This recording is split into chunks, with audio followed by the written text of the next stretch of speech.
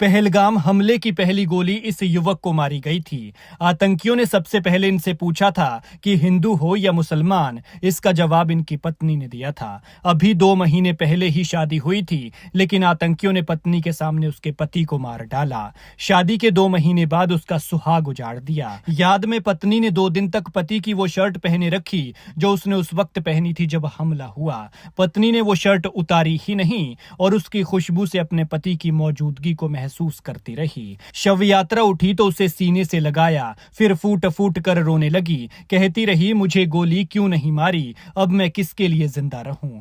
तड़पती हुई दादी बोली, उसकी शादी के लिए मैं ही पीछे पड़ी थी। मैंने ही कहा था शादी कर लो, मरने से पहले बहू का मुंह देखना चाहती हूं, लेकिन मुझे क्या पता था कि वो खुद हमें छोड़कर चला जाएगा।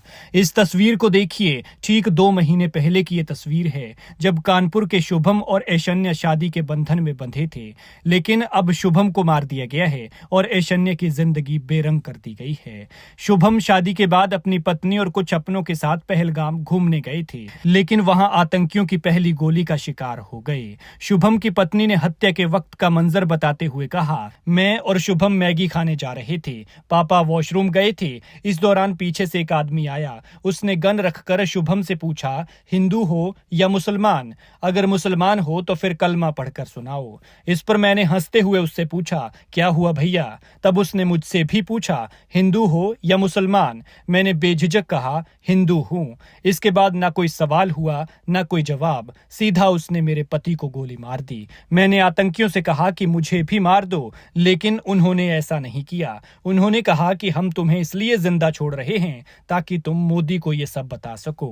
उसने बताया कि उन लोगों ने सबसे पहले शुभम को गोली मारी थी और फिर वहां लाशें बिछती चली गई। शुभम की पत्नी ऐशन्या ने ये बातें तब बताई जब वो अपने पति के शव के पास बैठी थी। वो बार बार चीख रही थी, बातों को याद करके रो रही थी, कभी बेसुध हो जा रही थी। होश आ रही थी तो बार बार अपने पति की फोटो को देखती और उस पर हाथ फेरती। 31 साल के कारोबारी शुभम की शादी 2 महीने पहले 12 फरवरी को ऐशन्या से हुई थी। शुभम की 85 साल की दादी विमला देवी कहती हैं, मैंने शुभम से कहा था शादी कर लो, मैं मरने से पहले बहू का मुंह तो देख लूं, लेकिन मुझे क्या पता था कि वो खुद हमें छोड़कर चला जाएगा। जब मैं उसके कमरे की तरफ जाती हूं तो यकीन नहीं होता कि वो अब नहीं है। शुभम के दोस्त कहते हैं कि वो बंदा ही अलग टाइप का था कि जो किसी से बात भी करता था उसको अपना मुरीद बना लेता था। ऐसी घटना हो जाएगी ऐसा कभी सोचा ही नहीं था। दोस्त कहते हैं कि शुभम कश्मीर जाने से 1 दिन पहले मिला था। उसने कहा था कि लौटने के बाद पार्टी करेंगे, लेकिन अफसोस कि अब वो कभी वापस नहीं लौट पाएगा। हत्या के 48 घंटे बाद कानपुर में शुभम का अंतिम संस्कार किया गया। उसका शव दरवाजे पर रखा तो पत्नी चीख पड़ी। पत्नी 2 दिन तक पति की शर्ट पहने रही, उसने वो शर्ट उतारी ही नहीं। शव यात्रा उठी तो उसने पति को सीने से लगाया, फिर फूट फूट कर रोने लगी।